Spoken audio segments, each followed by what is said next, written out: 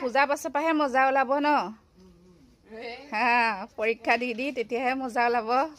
এইকেইদিন বিন্দাছ গৈ আছে আৰু তাৰপিছত আৰু দাঁত ওলোৱা দাঁতকেইটা সোমাব আৰু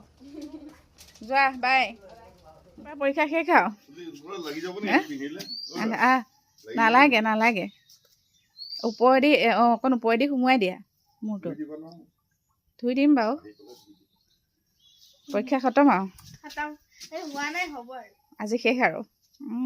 আজি এবাৰ কোনে পায় আৰু ন বেগ লোৱা বাই আজি পৰীক্ষাটো ভালকৈ দিবা দেই কিবা লাগি আছে চাব লাগিব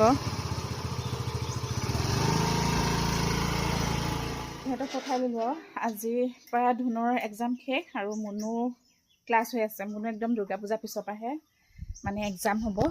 তো তাই এক্সাম আছেই এতিয়া ধুনুৰটো শেষ হ'ল আৰু আজিৰ পৰা